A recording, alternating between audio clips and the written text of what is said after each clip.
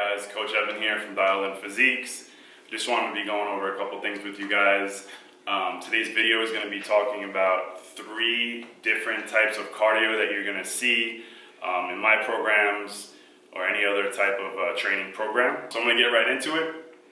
The 3 different types of cardio that you will see are, number 1 is LISS, L-I-S-S, which is low intensity steady state. The next one's MISS, medium intensity steady state, and the next one is going to be HIIT, high intensity interval training. So you should know the difference between all 3. So for the intensity of the cardio, we're going to use something called RPE, which is rating of perceived exertion. So it's what you think and how you feel the intensity of the cardio works for you. So everybody's going to have a different RPE based on how trained or untrained you are. So if you're an untrained athlete, of course, your RPE is going to feel a lot higher than, let's say, a professional Olympian. Theirs is going to be a lot lower because that's what they've been training for their whole life. All right, so for the first one, LISS, low intensity steady state. And always remember, guys, steady state is doing something for a prolonged period of time without stopping. Okay, so if you're a steady state, this is going to be typically performed for a little bit longer, around 20 minutes to 45 minutes. We should be shooting for an RPE of a number 4 all the way up to a 6. You should have a heart rate monitor if possible. Your heart rate should be around 120 beats per minute.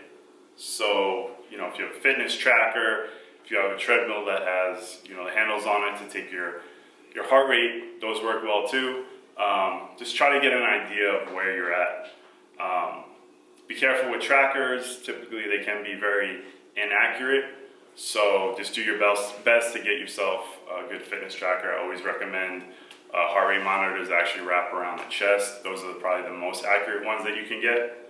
So as an example for low intensity steady state, it could be you walking on a treadmill for 45 minutes as a beginner. All right, so the second type of cardio that we're going to discuss is MISS, medium intensity steady state cardio. So this is going to be a little bit more intense, obviously, than the first one, the low intensity.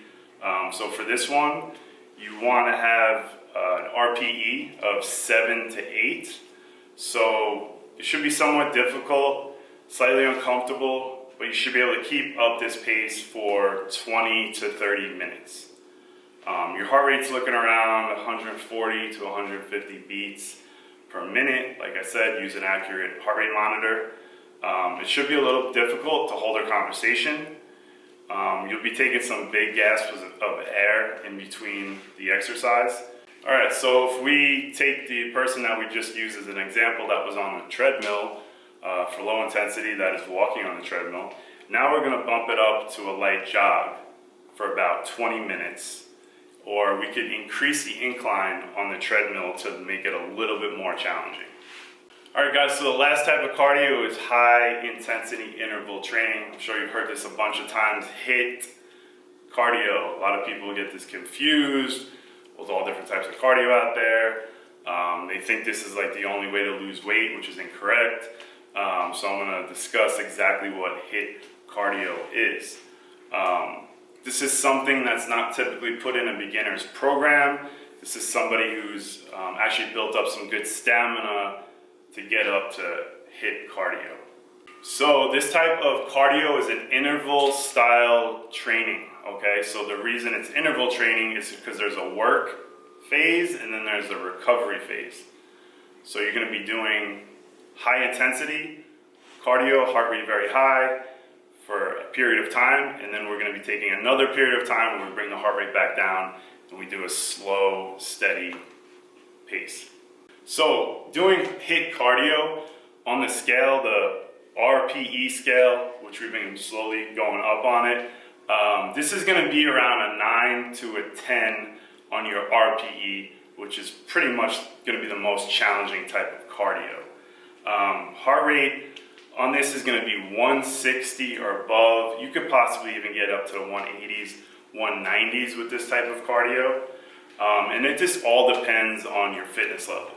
So if we're going to use the treadmill example again, because that's the type of cardio that we're discussing today, is if you were doing this on a treadmill, your work where you're actually doing your sprints, getting the heart rate as high as you can.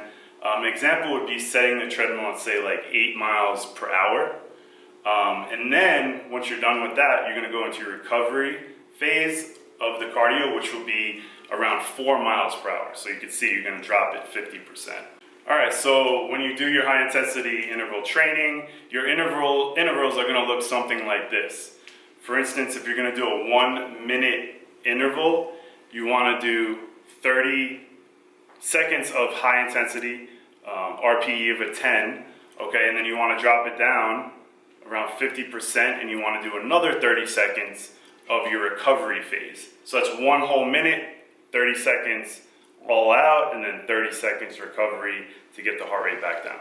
Another example would be a 2 minute interval. 2 minute interval, like I said, you're going to do half of the work, which is the high intensity. You're going to do that for 1 minute. You're going to drop down the intensity, and then you're going to do it again for another minute, but in the recovery phase. I hope everybody found this video helpful. Just remember, guys, I used an example of a person using the treadmill for these type of activities.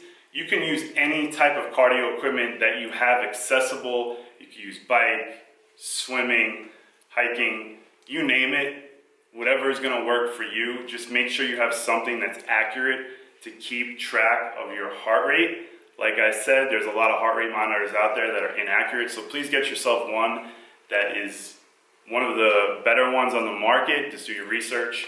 I hope everybody found this helpful. Thanks again, guys.